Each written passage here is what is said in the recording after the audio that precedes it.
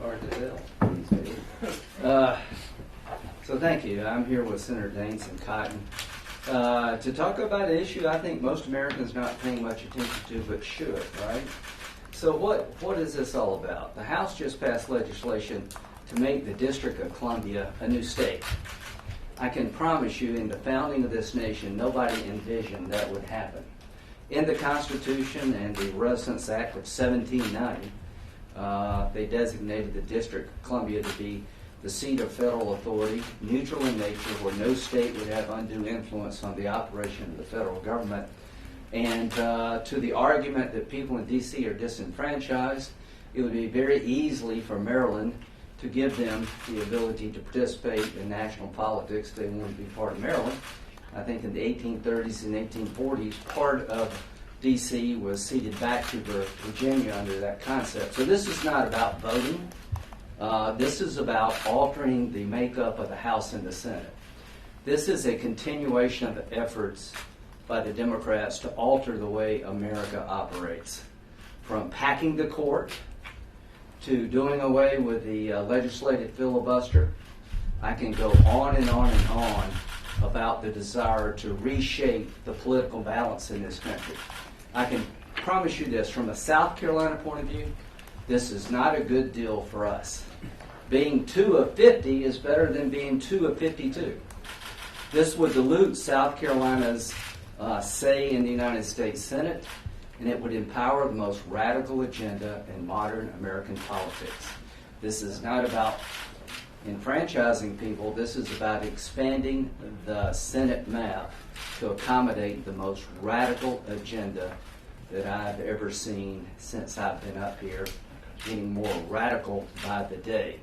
So I hope that Senator McConnell would allow a vote on this. All of us need to be on the record.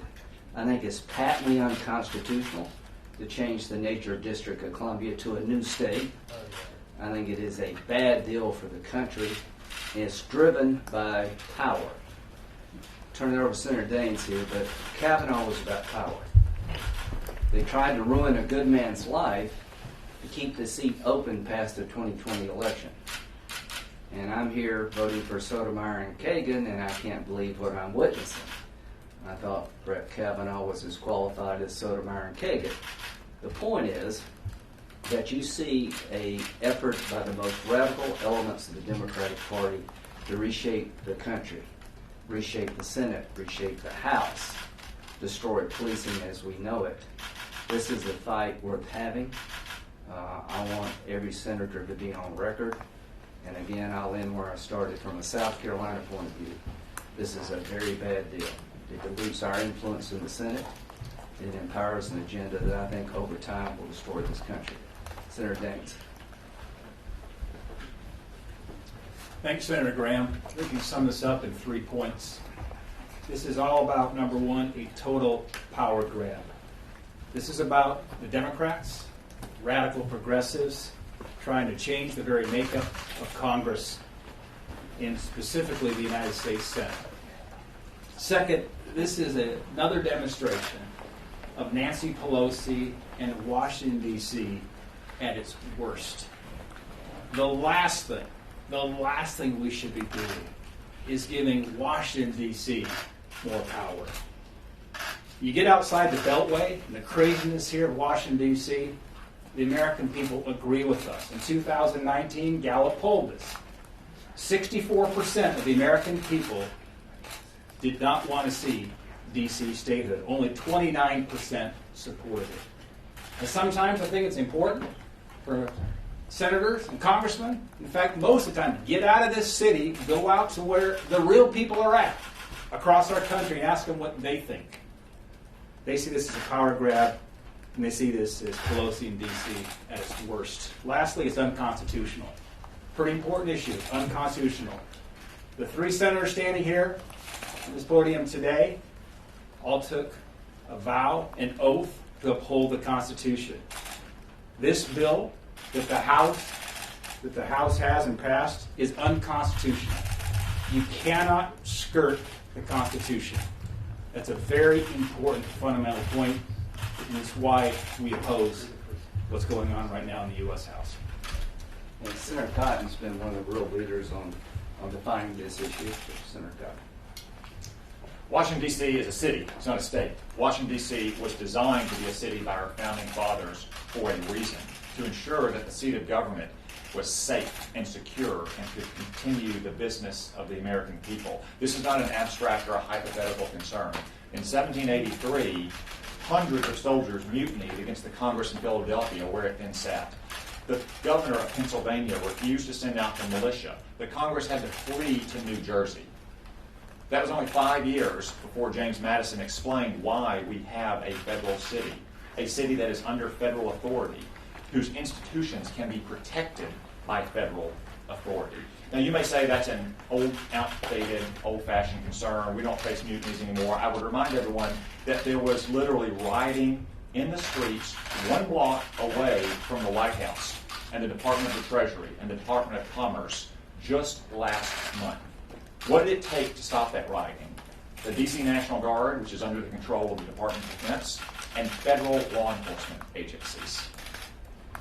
That's why we have a federal city, to ensure the safety, the security, and the continuity of operations of our federal institutions.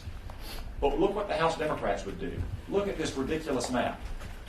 The new seat of government would have 90 sides, a 90-sided gerrymandered seat of government, which in many places would be narrower than a city block. Can continuity of our operations of the federal government be secure here? Where would it get its power? Where would it get its water? Where would it get its communications? Surrounded by a state, which is a city that would become a state that right now is governed by a mayor who obviously hates the president. These are the reasons why we have a federal city. These are the reasons why it creates constitutional problems under the original Constitution, as Senator Dane said. But there's another constitutional problem. There's the 23rd Amendment, which grant 3 electoral votes to the seat of government, not to Washington, D.C., but to the seat of government. Now, the House Democrats know that that's a problem. Their bill says that they'll provide for expedited repeal of the 23rd Amendment if it passes. We've only amended our Constitution on 18 occasions, though, so it's not like that's a walk in the park. And in the meantime, look at that map. There is one place on that map where American citizens reside. Up there at the top, at the White House. That means the President and the First Lady need only change their voter registration from Florida to Washington, D.C., and they would then control their very own 3 electoral votes. I cannot imagine that's what Nancy Pelosi and the House Democrats had in mind. That is why this proposal is plainly nothing but a Democratic power grab. Washington, D.C. consistently has the highest share of Democratic votes in our electoral college. The Democrats are angry the American people have not given them total control of the government for going on a decade now. So as Senator Graham said, they want to stack the rules of our democracy. They want to give the Democratic Party 2 Democratic senators in perpetuity. How do we know that? Because as Senator Graham said, if this was just about voting rights, if this was just about representation in the House and the Senate, you could use this map. You could make some practical accommodations for the security and the safety of our federal institutions and retrocede the entire residential part of Washington, D.C. back to Maryland. That's exactly what we did in the 1840s with Arlington and Alexandria, which were then part of the district. They would have representation in the House. In fact, it would probably be their own congressmen, because it's about the size of a congressional district these days. They would be represented by 2 Democratic senators, Ben Cardin and Chris Van Hollen. But the Democrats don't want another seat in the House. They want 2 seats in perpetuity in the United States Senate, because they can't win a majority here by the ordinary rules of the road in every election. And they haven't won one for the last 6 elections. That's why we should have a vote on this. We should have a vote on this piece of legislation. We should know where every senator wants to stand. Every candidate for Senate should say where they stand. I can't imagine that John Tester or Steve Bullock would want to dilute Montana's vote and voice in the United States Senate. The one place in our society where a small state like Montana, or a small state like Arkansas, or a smaller state like South Carolina can speak with a voice that is equal to giant states like New York and Florida, Texas and California. Jamie Harrison should be on record too. Where does he stand on D.C. statehood? I can't imagine that these senators from smaller states, for all the reasons I've laid out, would want to dilute the voice of their states. But we should have a vote here. And everybody running for Senate all around the country should speak out as well where they stand on this. Senator Graham, I'll turn it over to you to start Thank you. questions. Thank you. Well said, Tom. Questions? A question for Senator Cotton. You talk about this as a Democratic Senate seats in perpetuity.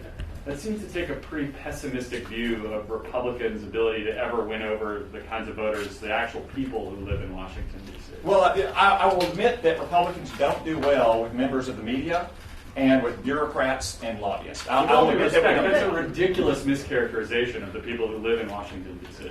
I would suggest that Washington, D.C. is a federal city. It is the seat of the federal government. The main thing it contributes to our national economy is influence peddling, regulations, and no offense, tweeting by reporters. What do you say to the waiters and the construction workers who live here? It's a 47% black city. It's a majority minority city. Or are you saying all those people, their votes shouldn't matter? They shouldn't have representation? I'm saying that for all the reasons I laid out, Washington is a federal city and should remain a federal city. Can I say something about that? Sure. Yeah. I live in South Carolina. We have an African American senator. 31% of my state is African American. Tim Scott won big in South Carolina, so I don't buy this line of reasoning. This has nothing to do with race. It's all to do about power. Yeah, I think Tim Scott's going to break through, along with the rest of us, I hope, to grow the vote. But this is not about growing the vote among minorities, the Republican challenge, and it is our challenge. This is about changing the Constitution in a way to give Democrats more power to enact a radical agenda that will not sell unless they can somehow find ways to get new people into the Senate. Because we're not buying what they're selling, and this idea of transforming the District of Columbia into a separate state is all about political power. So would you support the rescission of those 700,000 people in D.C.? So I personally think the founders were right. We should have a federal city because we need to have federal certainty over the institutions of our federal government. We don't need a city under the control and wholly dependent on another state, whatever that state may be, a new state of Washington or the state of Maryland, which has a Republican governor, for its power, for its water, for its communications, for its National Guard. Now, I think an obvious compromise here to address some of the concerns that Senator Graham laid out is to debate retrocession. Repeal the 23rd Amendment and then retrocede the residential parts of Washington to Maryland. That would be an obvious compromise. The Democrats reject it out of hand. Why? Because they don't want representation in Congress under those terms. They want 2 Democratic senators. Do you think that the city of Washington is unable to economically manage its operations? And what do you think about the fact that the mayor, as you know, I'm sure after your news conference will push back and say that she needs to have the power over the Metropolitan Police Department, for example, when they respond to things. Do you think that the federal government should always have control over law enforcement in Washington? I think the whole idea of having a District of Columbia to be the seat of our federal government that is not influenced by one single state makes sense. This enclave here is 10 miles in the people thought about this who wrote the Constitution. Read Federalist 47. They had an experience, as Tom indicated, in New York, and they said, how can we secure the federal government's ability to operate without dependency? And this is what we came up with. So the Democratic Party is changing this construct to get 2 more seats in the Senate. If you don't see that, you really are blind politically. Thanks, something. Yeah. So, yeah, I just want to address this point. It's not really about the quality of governance of the D.C. city government. That has obviously ebbed and flowed over the years, just like it has in cities in our states or our own state governments as well.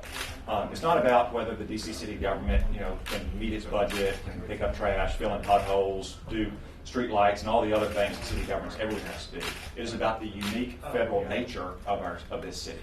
It is about the safety and security and the continuity of operations of our federal institutions. That little rump of a seat of government does not ensure that our federal institutions can continue safely, securely, and have continuous operations. Senator, to that point, the federal government doesn't control water, power, or communications in the city's business. Are you suggesting that perhaps the federal government should have its own water system in this? The federal government has to have the ability to control all those vital systems. It has contractual obligations, though, which we don't know what would happen under its makeup. It also has to have control of things like the National Guard. Remember, it was the National Guard that helped stop the rioting last month. That would no longer be the case. Look at the map again. Look at the borders of this. They're all within a street of places like the White House, the Capitol, the Supreme Court building, other vital places. Can I ask a bit about the NDAA? Last night, the president tweeted he would veto if. Yeah, we'll talk about that on the side. I have another stated question, if you don't mind.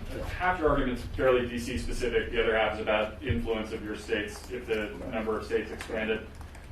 Do you believe then there should be absolutely no additional other states should ever be considered? I mean, we talk about Puerto Rico occasionally. There are other territories that this kind of rises. I'm just saying that there's a way to admit a state into the union, and that may happen one day. I'm saying that they thought about this problem when they set up the federal government, that this is undoing a constitutional construct that has served this country well. In 1968, there were riots in D.C. That was a Democratic president. They called out federal troops then because of riots in the street after the killing of Dr. King. So times ebb and flow, and I'm not talking about running the District of Columbia, having a federal government mayor. I'm talking about having a relationship to the District of Columbia that would avoid what the founders was most worried about. And that's all we're talking about here. As to future state admissions, there's a process to do it. But this process about the District of Columbia is already in the Constitution. It's good to remember history, too. In 1978, they tried to do this using the current process of amending the Constitution. Only 16 states approved it. So what happened is they hit a brick wall. Yeah. What they're doing right now is 2 cubed by half. They're skirting the Constitution to achieve what their end goal here, and that's a power grab in Washington, D.C. Thank you. Senator Daines, can I ask you about, you said the real people outside America are the people that should be listened to here. Why are the 700,000 residents of D.C., 70% of whom work in the private sector, majority minority, why are they not the real people? My point is the bubble right here that everybody lives in. We're not talking about that. We're talking about Right. the 70. But the 70% who work in the private sector, Yeah. the waiters. I'm just suggesting that perhaps there's a little different view outside of this city than there is inside this city. They don't want representation in Congress because. So what I'm saying is that you get outside and talk to the American people outside of Washington, D.C., residents outside of this, and they overwhelmingly oppose this idea. That's the point. Do you guys think that they shouldn't have to pay federal taxes then if they're not represented in Congress? Maybe that's one way to approach it. Well, all I'm saying is I'm willing to sit down and talk about how to empower people who live in the District of Columbia through a process that doesn't destroy the Constitution and create 2 Democratic seats. One would be the Maryland situation, change the 23rd Amendment. It's not, I'm up here 3 days a week. I like it. I mean, it's a beautiful city. Is it well run? No, but there's a lot of places not well run. It's not about the city. It's not about the people in the city. It's about a power grab. There's nothing these people won't do to change the face of the country. And we're tired of it. We're going to fight back. We fought back with Kavanaugh. We're going to make sure that Nancy Pelosi and all those who are driving her do not win the day. If a Republican had tried to do this, in like circumstances, you'd be all over us. And you should be. Thanks. You're not concerned that there will be a vote? Why do